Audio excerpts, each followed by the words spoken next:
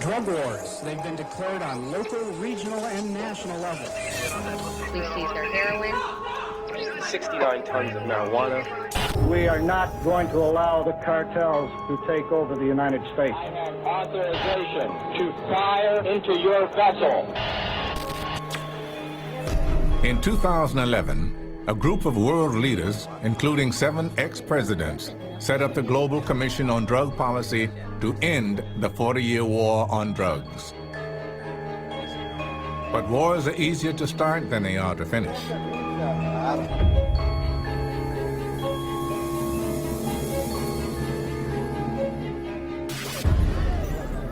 It's June 1971, and President Richard Milhous Nixon is in a fighting mood. We must wage what I have called total war against public enemy number 1 in the United States, the problem of dangerous drugs.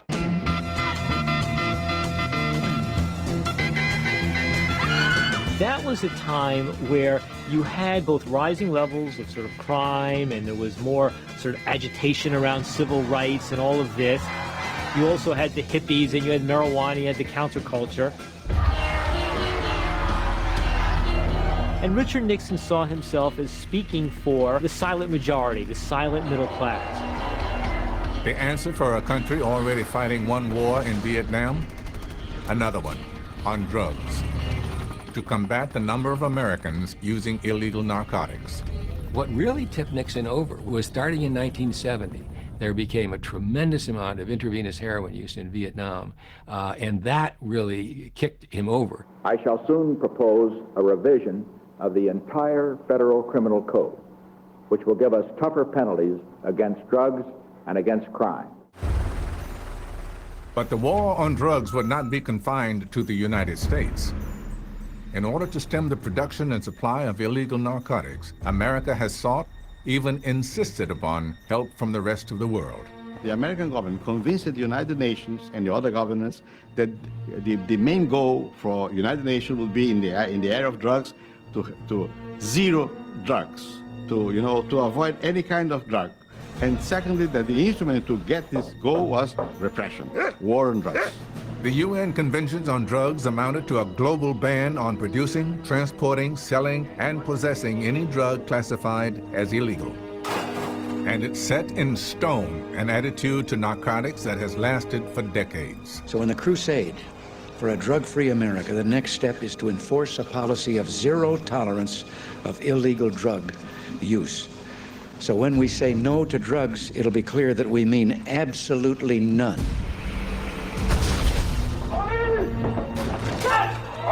Yet, in spite of the massive and sustained efforts of law enforcement, demand for illegal drugs has continued to rise. You do not wish to do so. Heroin use spiked in the early 70s. Then there was cocaine. The government was completely unprepared for the explosive growth of the drug problems. I think we totally misunderstood cocaine.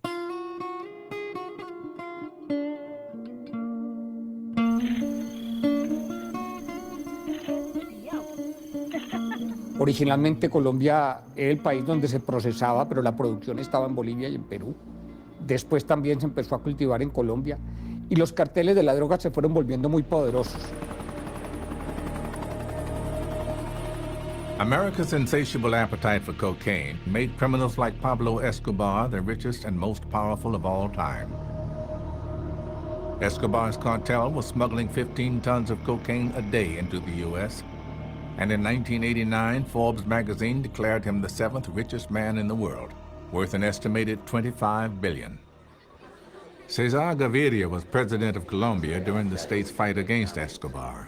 Escobar tenía una red clandestina muy grande, era impresionantemente poderoso, la gente le tenía mucho temor.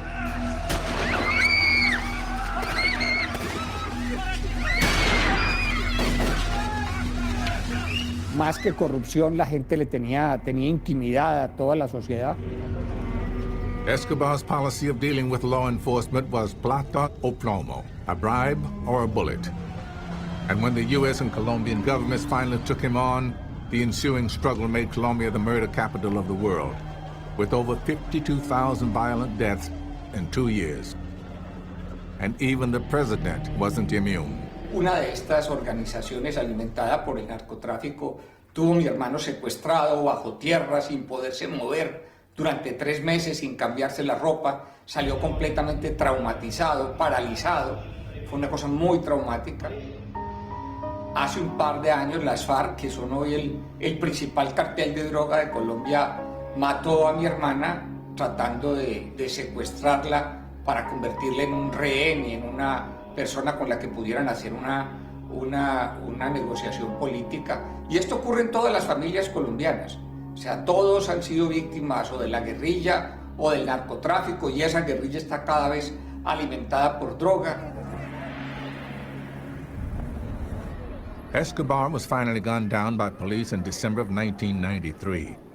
But America and Colombia's drug problems were to continue long after the downfall of El Patron. The death of Pablo Escobar and the working in the United States with Colombia to get him out and killed was a kind of boost to those efforts. But I don't think anyone in the supply reduction area ever felt that was going to end the problem. Demand continued after Escobar's death, and so did supply. The next stage of the war on drugs was another large-scale attempt to wipe out the drugs at source. President Bill Clinton's Plan Colombia. What I tried to do was to focus on every aspect of the problem. I tried to empower the Colombians, for example, to do more militarily and police-wise because I thought that they had to. 30% of their country was in the hands of the narco-traffickers.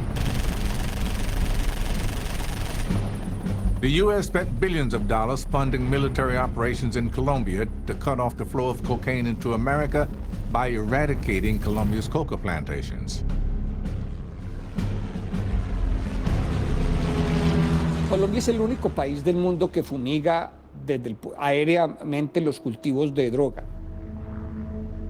Es un tipo de fumigación que destruye mucho todos los cultivos aledaños. It's a war against people who try just to earn their living growing some plant. They would like to grow something else if they would receive the same money. So I mean, you cannot make a war against drugs without knowing that doing so, you are making a war against people. Cuando el Plan Colombia empezó, había 8 departamentos donde había sembrados de coca. Hoy hay 24 o 28, alguna cosa así. Well, obviously, if the expected results was that we would eliminate serious drug use in America and eliminate the narco-trafficking networks, it hasn't worked. Today, the illegal drugs trade amounts to $320 billion a year. And without laws or governments to regulate this underground market, guns and violence have inevitably become the most effective method of control.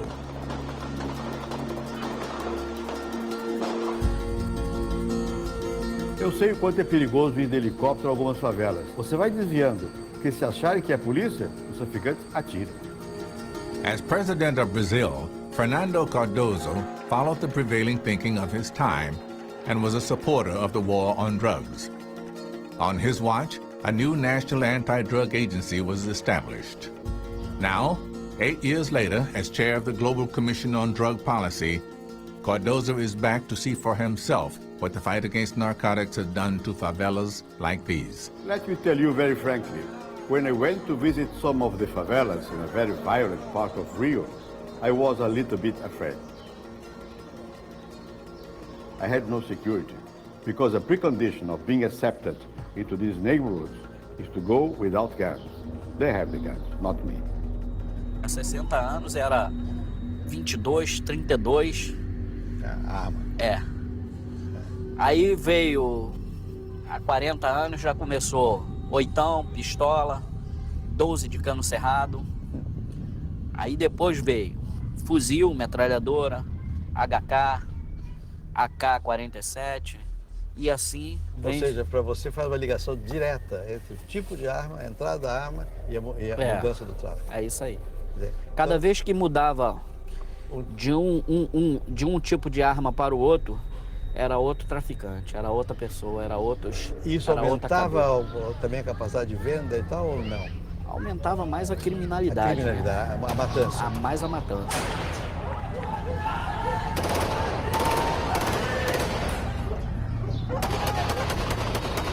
Moro numa localidade que estava tendo guerra entre facções rivais.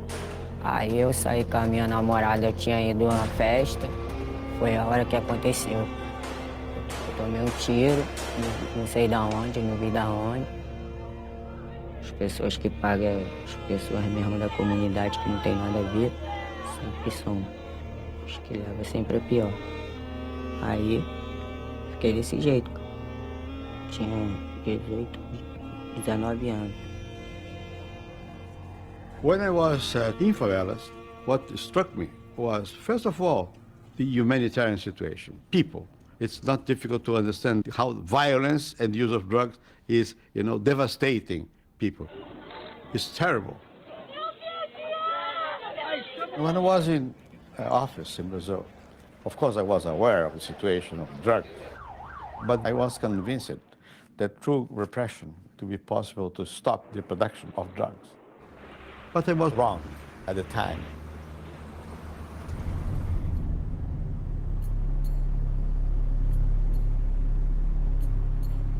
Yet the suffering experienced in Rio's favelas pales in comparison with the wave of violence unleashed in Mexico, where a battle for control of lucrative trafficking routes over the U.S. border has spiraled out of control. The Mexican president understood that the situation was very bad because of drug battles, and he decided to confront.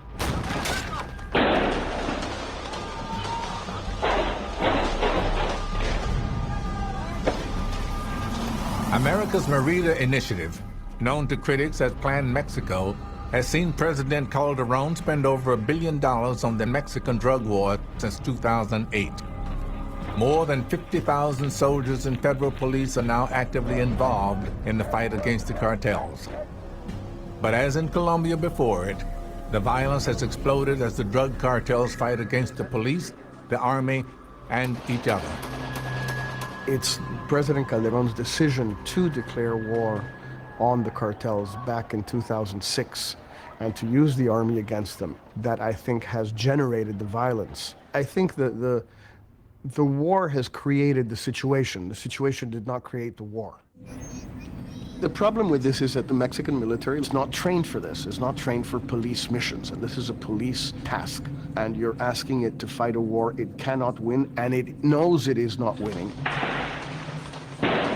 And so the military go in and they shoot. That's what soldiers do. All of this has been going on now for 4 or 5 years, and it's getting worse and worse and worse.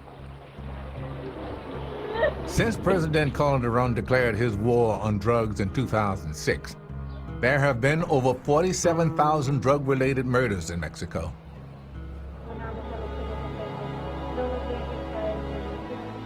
And the cartels are increasingly targeting elected officials, journalists, and members of the justice system. The government is beginning to lose control of entire regions. Que este problema no lo vamos a resolver solo los mexicanos, que los mexicanos debemos reclamarle enérgicamente a los Estados Unidos y a los otros grandes países consumidores que tomen una mayor responsabilidad en la solución de este tema. The United States has always led the war on drugs from the front, both at home and abroad. But 5 decades of an unyielding reliance on police enforcement and the fact that America remains the planet's largest consumer of illegal drugs has had a devastating effect on the land of the free. Using illegal drugs is against the law. Doing drugs, you risk everything, even your freedom.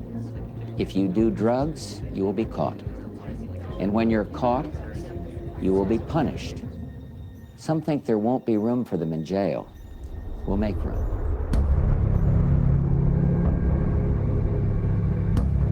Think about the United States. We have less than 5% of the world's population. but almost 25% of the world's incarcerated population, roughly about 2.3 million people behind bars tonight. Now, what's the number one thing driving that? It's the war on drugs.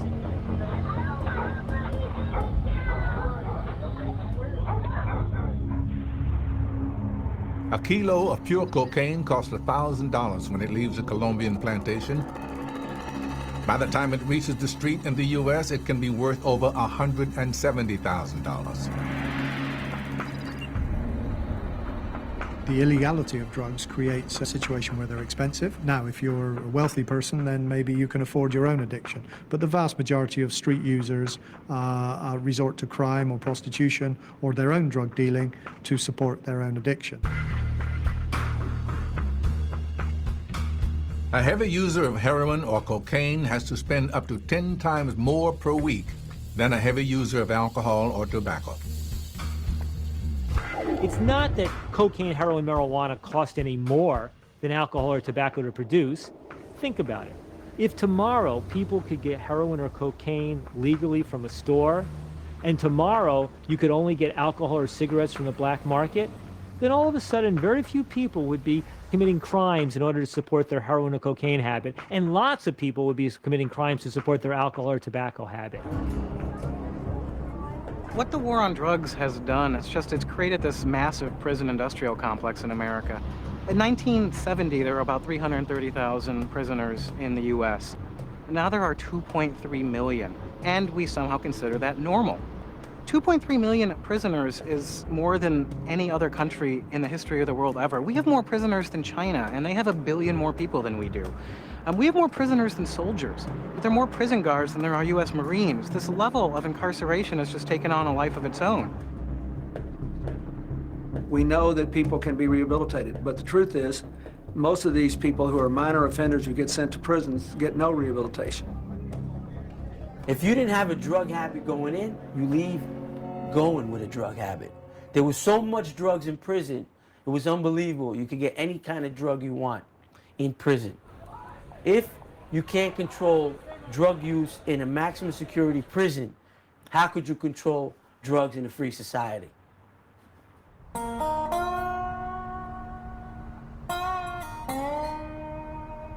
We need look no further than Washington's own doorstep to see the effect that the drug war is having on whole regions of America.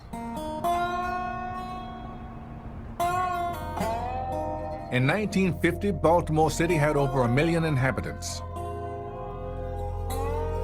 Today, there are just over half that number. There are 50,000 derelict buildings, and almost 10% of the residents are addicted to an illegal drug.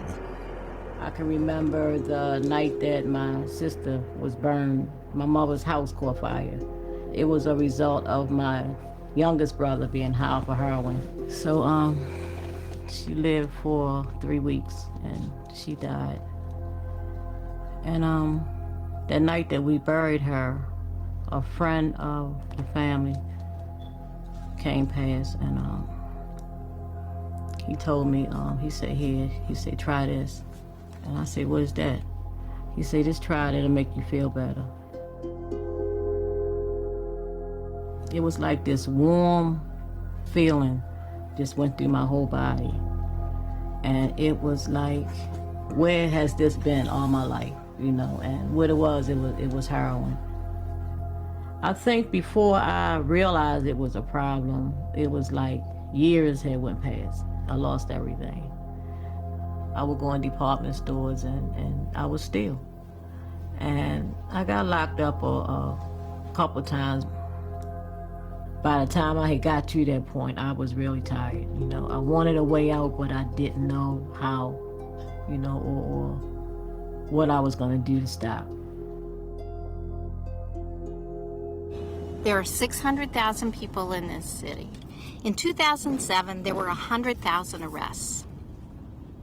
The numbers are staggering when you begin to think about what that means for people. If you have a criminal conviction, generally you are excluded from any support for housing. You are excluded for support for education, and you're not able to get an ever-increasing array of jobs because of your conviction. The reality is that you return to the drug trade. And the drug trade begins to occupy entire communities.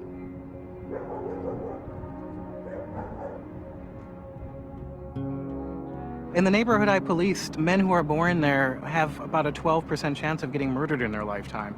It seems like these problems are far more important than some sort of futile goal of creating a drug-free society.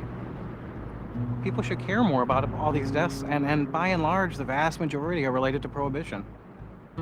We could have fighting and killing over cigarettes if we made it a felony to sell a cigarette or smoke one. So we legalized it. If all you do is try to find a police or military solution to the problem, a lot of people die and it doesn't solve the problem.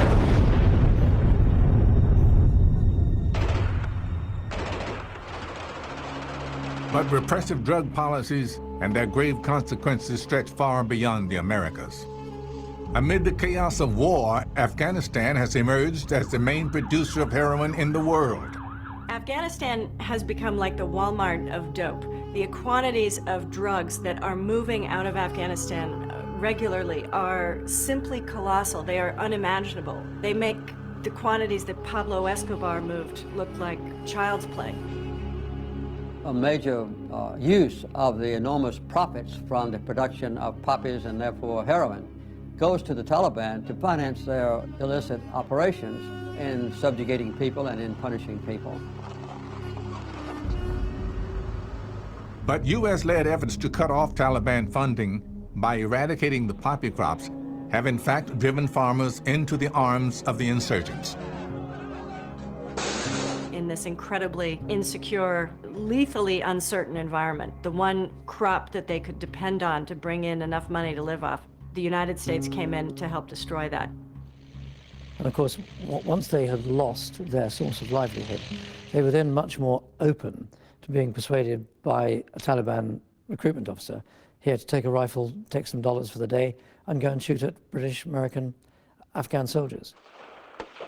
It really just contributed massively to getting us to where we are today in Afghanistan, the mess that we have today. Go, go, go!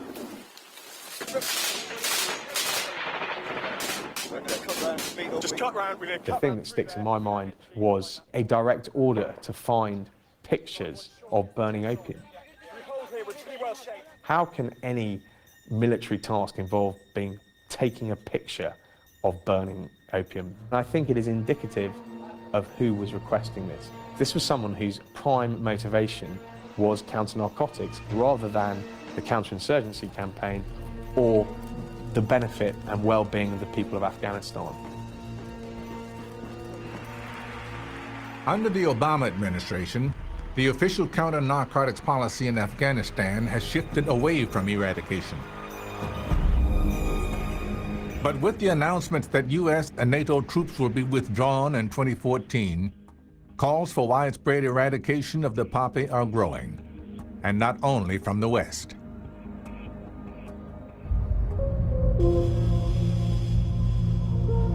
С коллапсом Советского Союза проблема наркопотребления пошла в гору. На эту тенденцию наложился рост наркопроизводства, взрывной рост наркопроизводства в Афганистане с 2001 года. Russia wants to take serious action and has been very vocal in the last year calling for a wide-scale eradication program in Afghanistan. They find it inconceivable that the United States thinks that the biggest threat emanating from Afghanistan is terrorism. They say the biggest threat emanating from Afghanistan is narcotics. And Russian policymakers of today look backwards to the repressive example set by the United States in the 1990s. США завершила реализацию так называемого плана Колумбия, в соответствии с которым было у них соглашение между США и Колумбией по вопросам как эрадикации посевов, уничтожения лабораторий и иным мероприятиям, направленным на искоренение наркопроизводства. Мне кажется, это хороший опыт Соединенных Штатов Америки, который нам, России, следовало бы самым активным образом применять на практике. In 2010, U.S. and Russian forces took part in a joint raid on a drug lab in Afghanistan. And Russia's influence in Afghanistan's war on drugs continues to grow. As we leave and transition, which will be delicate enough anyway, if in that window of opportunity of transition, those who wish to push the counter-narcotics agenda get their way, and we do see a short, sharp attempt to eradicate poppy, I think that will spell disaster for the country. And a return to the disruptive anarchy that spawned 9/11 and what we came here to rectify. Get on the ground, now! Old orthodoxies persist on how to best deal with the supply of narcotics. So how has the war on drugs dealt with the demand? This is drugs. This is your brain on drugs. During the time I was in Congress, we tried almost everything we could think of. We got corporations to donate an enormous amount of money to go into public advertising, hard-hitting advertisements that showed kids the terrible things that would happen with drugs. Toda a propaganda antidroga da minha época era baseada no fato de que a droga destruía o ser humano. That had a problem because most of the people who were using drugs weren't dead and they liked to use the drugs, and so it had a credibility problem. You're gonna die if you mess with dope. Nobody can handle it. Take a look at the nearest junkie and figure it out. E aí, o jovem questiona todo o discurso que ele ouviu até então. Hey, kiddies, gather around. The man with the goodies is here. Dig, everybody. LSD. Então, nesse momento, fica claro que há uma hipocrisia generalizada na campanha antidrogas, normalmente feita por pessoa que nunca experimentou a droga. Então, essas pessoas vêm com esse discurso moralista, conservador, e acham que vão impressionar muita gente. Não vão. Come on, one drag won't hurt you. That's not what I heard. I heard it can really mess you up. You heard wrong. Come on, give it a try. It's cool. You don't know what you're doing. Besides, smoking pot's illegal. Or maybe you're just a little The too... moralization of these campaigns produced a polarization between the users and the believers of the campaign messages, who believe that anyone who uses a drug is an addict and a criminal. And politicians have fallen into this trap too. You point your finger at our generation and you say, well, you had alcohol, you had martinis and so forth, and that was your crutch. Well, maybe so. But then what makes you so much more noble by just deciding to have a different kind of crutch? I'd like to see a generation that didn't have any crutch at all. Today, a generation after President Reagan left office, the UN estimates there are 230 million drug users in the world. 90% of them are not classified as problematic. And yet the question of how to deal with these people has divided politicians ever since President Nixon first declared his war on drugs. Nixon's attitude about drugs was very interesting. His instincts were all law enforcement, all punishment, no sympathy, but a very strong commitment to dealing with the problem. Nixon said I could say anything I wanted to say about drugs except one thing. I couldn't support decriminalization of marijuana. He said he was elected president, not me, and if I came out and supported decriminalization, I was history. 60% of the Berkeley voters approved the marijuana ordinance. It specifically told the Berkeley police not to make marijuana arrests without first getting city council approval. Decriminalization was the permissive pole of drug policy, and it said essentially that there would be no criminal penalty for possession of marijuana. And we had a presidential commission to look at this issue. Nixon appointed the people, and they came out and supported it. We have made several recommendations to the Congress, to the President, and to the American people. The federal recommendations are as follows. First, possession for personal use is no longer a criminal offense. Second, nonprofit distribution of small amounts should no longer be a criminal offense. So Nixon dissociated himself from the commission report that he'd put together, and he just said, that's not going to happen on my watch. But Nixon ultimately had bigger issues to worry about than the war on drugs. It was the Watergate scandal, not narcotics, that was his undoing. I shall resign the presidency effective at noon tomorrow. Vice President Ford will be sworn in as president at that hour in this office. So Nixon is gone and Ford is there. He doesn't have this guidance for me. So I came out and supported decriminalization. And I was a poster drug czar for decriminalization at that point. With the election of Jimmy Carter in 1977, decriminalization found itself at the forefront of the mainstream political agenda. An end to the war on drugs was in sight. When I was president, we had the same problem with drug production and distribution and consumption that we presently face. We tried as best we could to minimize the emphasis on criminal punishment. And I made a major statement to the U.S. Congress asking for changes in the law. And decriminalization spread to 10 U.S. states by 1979. And it would look like the future. It looked like that things were going to go that direction. Then the parents' movement came in, and it stopped, and nobody decriminalized again. Under the Reagan administration, a hardline policy of zero tolerance reignited the drug war and would entrench political attitudes for years to come. President Reagan and his wife adopted the drug program as the #1 issue for her to proclaim. She had a phrase, just say no. Just say no so loud that everyone around you can hear. And if you do that, drugs won't stand a chance. And she made it clear that her prohibition against drugs included marijuana and everything else. So I don't think there's any doubt that President Reagan made a profound impact then on the consciousness of our country, and I think he also shaped the opinion of many members of our Congress. The truth is, the vast majority of members of Congress still take a very hard position on drugs. We're against legalizing drugs. We want tougher penalties for drug users, and particularly for people who sell and traffic in the drugs. We want to maintain the long terms, the prison terms and penalties that are there. In 2009, there were 1.6 million drug-related arrests in the U.S. 1.3 million of these were for possession of drugs alone, and over half were related to marijuana.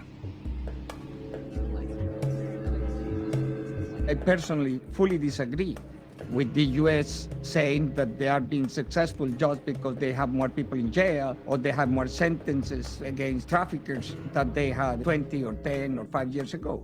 That is not a good way to say that a policy is successful. This project over the past 22 months has led to the arrest of more than 2,200 individuals. We seized their heroin, taken their money. 41 kilograms of cocaine. $154 million in United States currency. It's every year the same. They are showing some data, and the data shows more people in prison. We are destroying more plantations of cocaine, so on and so forth. If they had less violence and less consumption, and well, that would be a success. But what they have now, and the measure of success they have, is wrong. We have spent hundreds and hundreds of billions of dollars on the war on drugs, which has been a complete, total failure. The problem is that politicians are basically unwilling to spend political capital on this issue, as they know it's unpopular with the public and the media. What is his position, as you understand, on drug use? Apparently he has a somewhat libertarian view on that subject, which you, I think, are arguing is not a Kentucky view. I had a senior law enforcement official tell me that in his judgment, up to a quarter of the White House staff, when they first came in, had used drugs in the last 4 or 5 years. Accusations about the use of illegal drugs are flying around the Democratic presidential campaign again. What we have in this issue is similar to what we have in pornography. This is chemical pornography. The allegation is that while governor, he hosted parties where drugs were used, a violation of state law. Most politicians, they're afraid of what the political ads will be that their opponents will run in the upcoming election. They're afraid of being accused of being soft on crime or soft on drugs, and that's why oftentimes the politicians lag behind the public. Why? Because the politicians are still stuck. Party's over. The party's over for drug dealers. We can change the status quo, we can win the war, but we've got to start the war on drugs. The U.S. just ignores the problem. In this society, it's almost prohibited, banned to talk about the problem. So you have to break taboo. In 2011, the Global Commission on Drug Policy set out to correct the mistakes of the past and change the very nature of the war on drugs. I'm not proposing to replace war by peace. I propose to replace war by a smarter fight. A fight using other instruments, more intelligent instruments to convince people not to use drugs. So break the taboo and bring in the public debate what experiences in some countries could help to find better solutions. Portugal has a brave new approach to the drug problem. In 2001, they decriminalized the use of all drugs, meaning that users would no longer face criminal punishment for possession alone. To see the progress made in Portugal is astonishing, because in Portugal, they decided to decriminalize the use of all kinds of drugs, and not just marijuana. Decriminalized, people do not go to prison, do not go to court even, but there's a penalty that can be applied, and there's a clear sign of disapproval for drug use. If someone is arrested with drugs in Portugal, they are not taken to court. Instead, they are brought before a dissuasion board made up of psychiatrists and social workers. The main concern is to understand what are the needs of that people intercepted by police forces using drugs or carrying drugs for personal use, and what do they need? What kind of help can we provide? The most fundamental step we need to take is to realize that addiction is a medical problem, and therefore addicts need to be treated medically, not criminally. If we accept that basic principle, we overcome most of the disagreements about drug policy. In Portugal, after decriminalization, the prevalence of drug use among youngsters has declined in the last decade of every illicit drug. In 1997, drug addiction was officially the #1 political concern in Portugal. Now, after a decade of decriminalization, the issue has fallen as far down as 13th and hardly registers on the political agenda.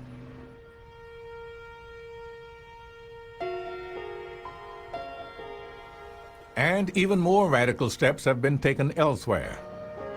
In the 90s, Switzerland faced an AIDS epidemic rapidly spreading through the heroin-using population.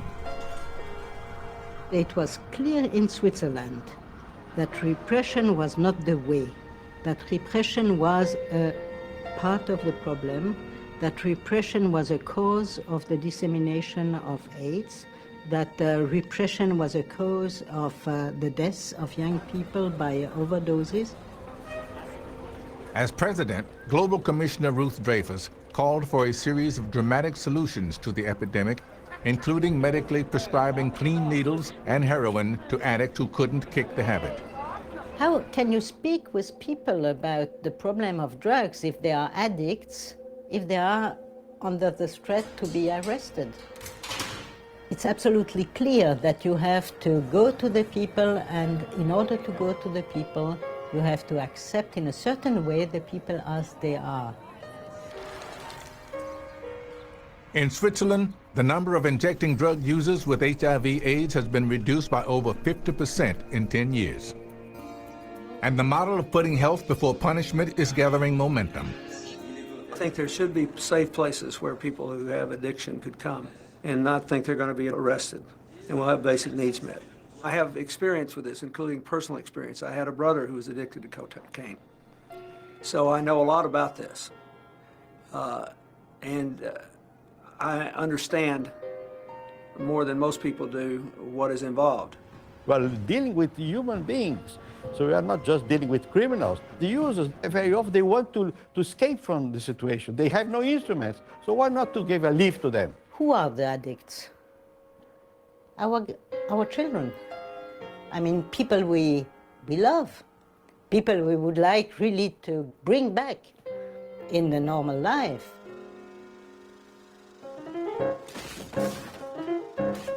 The American experience with alcohol prohibition provides a wonderful analogy for the problems that we're experiencing today with drug prohibition. By the end of alcohol prohibition, more people were drinking alcohol than at the beginning of alcohol prohibition.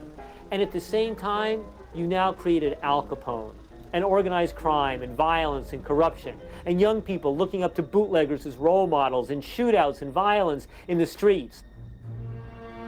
You look what's going on in Mexico today, or Central America, or the Caribbean. It's almost like Chicago during the days of Al Capone and Prohibition times 50. So much today of what people identify as part and parcel of the drug problem are in fact the results of our failed prohibitionist policies. A drug-free world is a fantasy.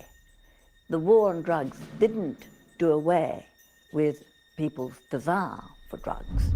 All it managed to create was a network of criminal supply routes to fulfill the demand. In 2005, the UN estimated that criminals were trading more than $320 billion a year on the illegal drug market. The UN estimates that almost 50% of organized crime's profits come from the drug trade. Eliminating this source of revenue would be a devastating blow to criminal cartels. I am sure that regulation by the state with very clear limitation is the solution. And then, of course, there are the financial benefits of regulation to consider. The saving on police and incarceration and the profits of taxation. In 2008, Harvard economist Jeffrey Myron estimated that regulating and taxing drugs would inject over $76 billion a year into the U.S. economy alone. So imagine if we could turn this thing around across the board, and instead of wasting hundreds of billions of dollars a year, putting those hundreds of billions into the hands of criminals, bringing in the tax revenue instead. What a tremendous savings at a time when so many governments are facing really gross fiscal problems.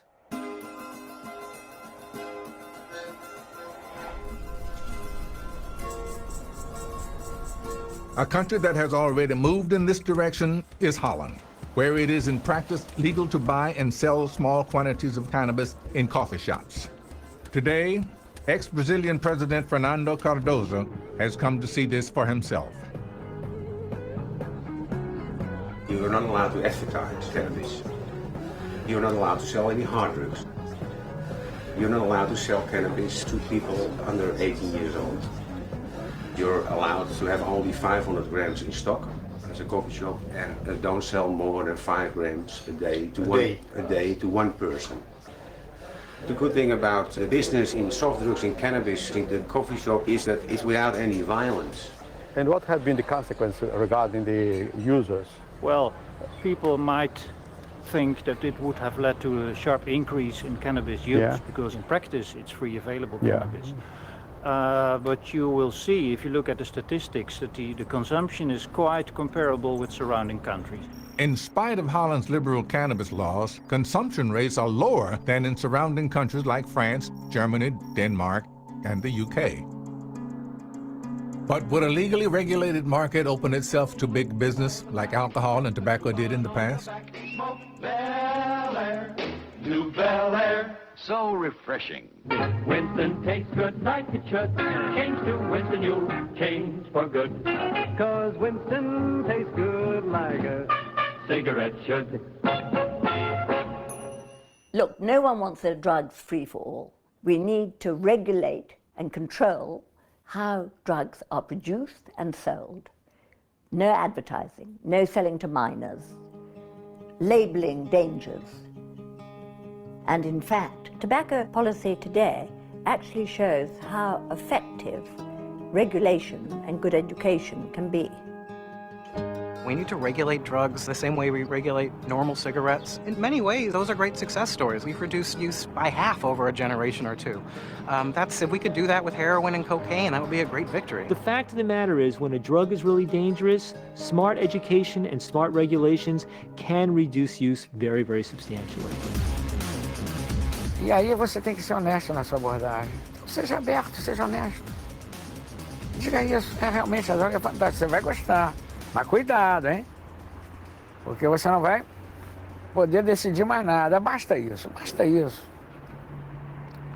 O grande perigo da droga é que ela mata a coisa mais importante que você vai precisar na vida. É o teu poder de decidir.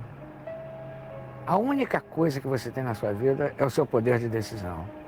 Don't be drug-free because it's illegal. Be drug-free because it's the key to your freedom. It's the key to your future. After a year of investigation, the Global Commission gathers in New York to present its findings to the world. Good morning, everybody, and welcome to the press conference of the Global Commission on Drug Policy. The fact is that the war on drugs is a failure. The consumption is not being reduced. It's cost millions of dollars. The increasing number of people in jail is there in the statistics. And it's fueled organized crime worldwide. Stop the war on drugs, and let's be more constructive in trying to reduce the consumption. But the strategy of drug prohibition has failed, according to the Global Commission on Drug Policy, an admission by world leaders, including 4 former presidents, a prime minister, and a former UN Secretary General. Organized crime and cost billions of dollars. Drug policy has failed. The most striking thing about the Global Commission is the media reaction to it. My God, it's off the scale. It's everywhere. The message of the Global Commission came in the right moment and allowed a certain crystallization around this call for breaking the taboo all over the world. But it is not just the media that reacts. The White House also has something to say. When the Global Commission came out with its statement, I could have predicted in advance exactly what the drug czar was going to say. We have spoken about our opposition to legalizing drugs because we know that legalizing drugs is not an answer. We also know... I think essentially the role of the drug czar in America today is to refrain from any substantive debate about what's wrong with drug policy today. It's to point their fingers at the little signs of progress and ignore all the signs of failure. It's to make sure that this issue doesn't blow up one way or another for the president. The incarceration approach to drugs. In 2004, Senator Obama described the war on drugs as an utter failure. I, Barack Hussein Obama, do solemnly swear. As president, however, he has not implemented substantial change, with funding for law enforcement still almost twice that allocated for treatment and prevention. It was not a surprise to see the resistance, because governments have to be more conservative. It's difficult for governments to change. They are afraid because of vote. They don't want to innovate. And the world requires more innovation. And the fact that now ministers and important personalities are joining us is a signal of progress. There are dozens, if not hundreds, including people in power today who think the same way and don't feel the confidence, the political confidence, the personal confidence to speak out. But when you see this group of such distinction, people who left offices with their reputations intact, people who are oftentimes globally known, standing up and saying enough is enough, that hopefully can embolden others to say the same thing. In 2011, President Santos of Colombia became the first serving president to break the silence and publicly declare that the world needs to look for new solutions. Colombia has been fighting drugs and the drug cartels for 40 years. But the business is still going on. And sometimes I feel like in a static bicycle. You work hard, and then you suddenly look to your right, look to your left, and you're almost in the same place. And you see what happens in Mexico and Guatemala. And so I think a new approach, or at least to try to open up, to break the taboo, is what the world should do. There are many alternatives, including the possibility of legalizing drugs. Politically, I know that this has cost, and I have already incurred those costs. They have attacked me for saying what I am saying to you. But I don't think politicians or leaders of any country can only say what people want to hear. In Latin America, there is a growing concern. Before, this was a taboo, and you have to break this taboo, and the taboo is being broken. Now, for the first time in 4 decades, the countries that have suffered most from this war on drugs are talking back and initiating their own reforms unilaterally. You have a situation where Latin American leaders of great stature in their countries, great stature in the world, can go to the United States and say, look, this is not working, let's do something else. Estamos poniendo en la mesa un tema de debate. Ya fue una propuesta del presidente Cardoso, ya una propuesta del presidente Gaviria de Colombia y que ahí ha estado. Y lo que queremos es traerlo nuevamente al debate. For the first time in history, at the 2012 Summit of the Americas, it was announced that investigating alternative drug policies would become part of the official regional agenda.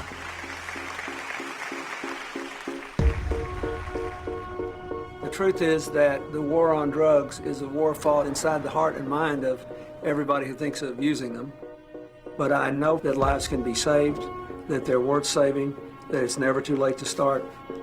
And as long as you have your personal freedom, the ability to think, you have a chance to do better. Don't give that freedom up. That's my message. I'm not, unrealistic. I know that it's difficult to change, but I know also the society does change. It will depend largely on people, on civil society. We are now at the beginning of a new phase where the public debate will be possible. And I'm sure that will help to change the policy, not only in the US, but also in the world.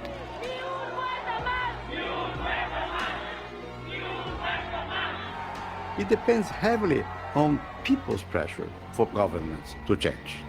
Altogether, we are breaking the taboo on drugs.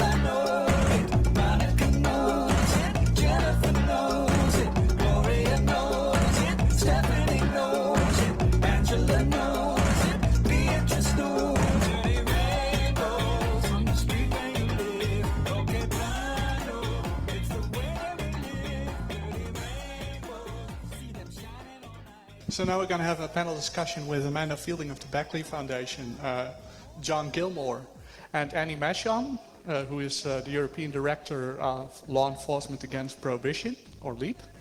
Annie will be joining us shortly after 9, maybe in a few minutes or so. And I would very much like to welcome Annie and John to stage. So please give a very warm applause. And I will, which one of you would like to? Okay. So would you like to start? Sorry? Would you like to start the discussion? Well, I do think things have changed. I think we've kind of hit the peak of the resistance, and the fact that current presidents are now saying we have to change makes a lot of difference. And basically Latin American presidents have had enough. They've been kind of bullied by the Americans with the failed approach of prohibitionism for so long that their countries are war zones, and they've decided enough is enough, and I think that's a very important thing. And then it's beginning to crack inside America itself, which is wonderful news, and certain countries in Europe are starting a kind of gentle decriminalization, and very importantly, New Zealand is has just recently decided that we should have new psychoactive substances should be tested by the manufacturers and be allowed to be sold. And I think things are changing. Yes. We've definitely made a lot of progress in the States, particularly on the marijuana question. And I think by maybe 2020 or so, I think we will succeed in having marijuana be legal in many American states and also be legal at the federal level. Lady Amanda has been working hard on the international side of things, such that when the pressure from the US starts to recede, then we're going to see a lot of pent-up change around the world where that's been suppressed by American diplomatic pressure. So none of this is guaranteed, right? We could go into another 50 years of an insane policy, but the general trend of our societies is to find our mistakes and fix them, right? To, you know, in the United States we had slavery for 100 years and we fixed that. We had a whole lot of other problems and we've worked our way past them. I think this is another one that we can solve. It's been entrenched, it's been very hard to make change in it. But I think we are able to make change, and I think we're likely to do it with your help. I do think it's a policy that once it has changed, people won't believe that it has been in place for so long, because it's basically an insane policy. You can't stop people wanting to change their consciousness, and where there's demand, there'll always be supply. And however hard you work at repressing a particular area of supply, it will always just pop up and come somewhere else because the profits are so good. So it's a whole policy based on an impossible aim. And that's what's so frustrating about spending much of one's life fighting it, is that once it's won, no one will ever believe that it was there at all, kind of thing. It's a total waste of time in a way, because it's getting nowhere except back to the baseline, which is how do we regulate these substances to minimize harms and permit people the freedom of expression to use them if they want to. And they have lots of benefits. That's the silly thing as well, used sensibly. And that's what society's also lost sight of, is that these substances have been used as medicine throughout history. And we should have, for the last 50 years, have been researching how we can use them to benefit mankind. And that's the other side of the Beckley's work. Do we have any questions from the audience? In the back.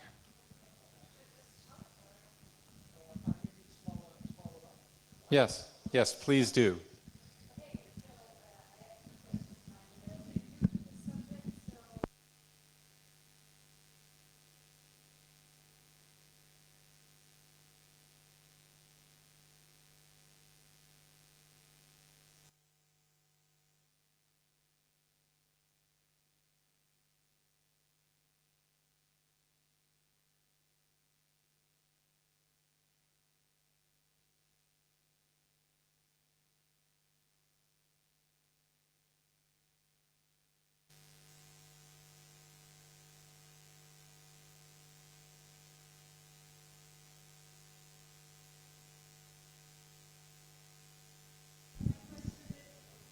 I couldn't quite hear, but they haven't legalized drugs.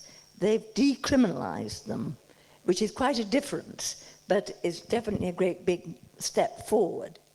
And they've done it because, in a way, it's the obvious thing to do.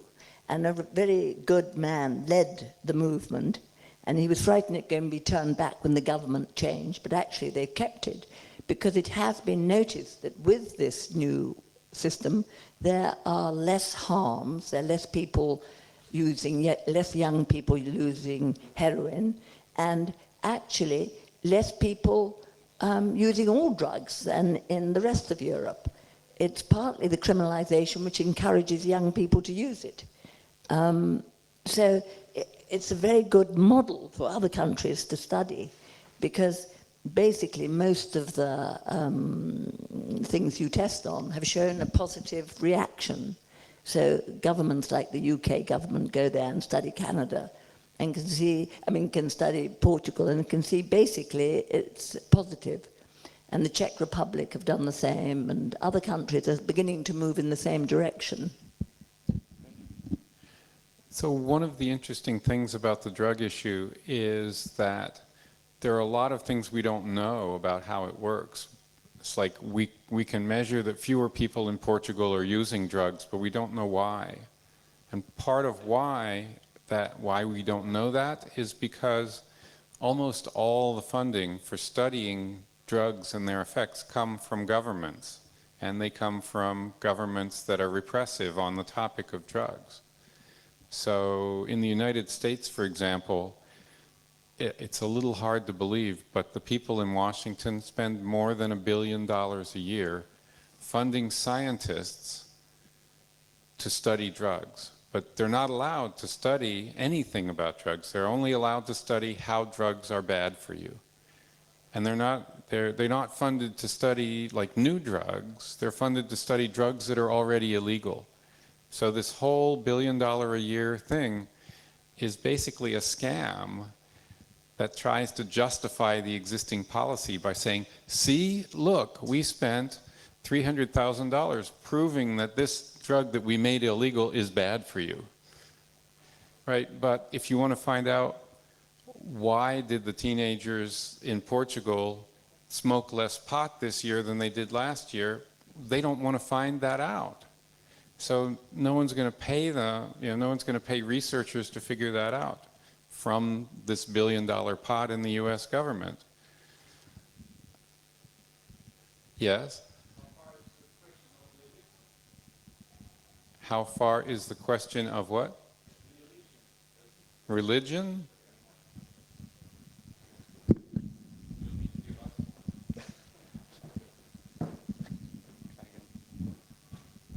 How far is the problem caused by religion? In the Netherlands, you see that one of the parties that's busy with religion, CDA, is the party that's trying to are the opposite of legalizing it. They say, well, it's bad for you and so on. So I wonder how far also in the States is religion the course of not making it legal?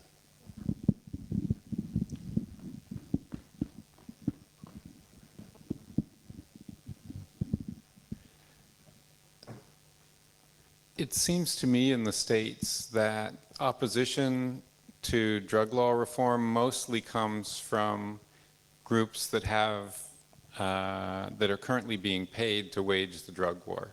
So this is police officers, prison guards, district attorneys, judges, addiction treatment people, probation officers. All these sorts of folks are opposed to changing the thing that pays their salary every week. We haven't seen that much out of church groups these days. They were more active. They billed themselves as family, save the children kind of groups, and they were more active in the 70s and 80s. They seem to have almost faded out by now. There is a sort of basic intolerance that comes from religion that carries over into the no-tolerance policies in drugs. I don't know if there's a direct connection in the United States, but I'm sorry to hear that in Holland there is a more direct connection.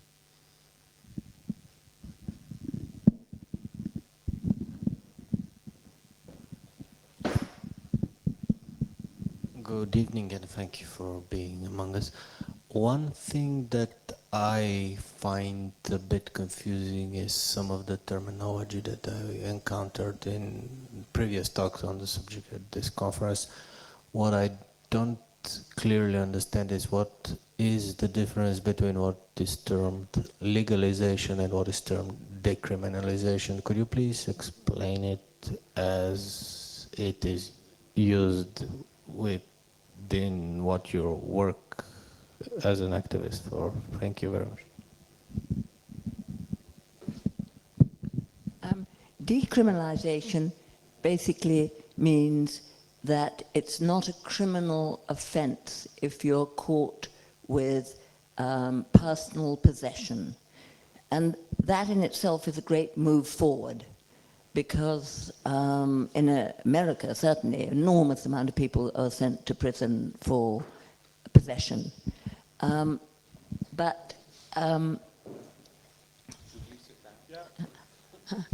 could introduce her.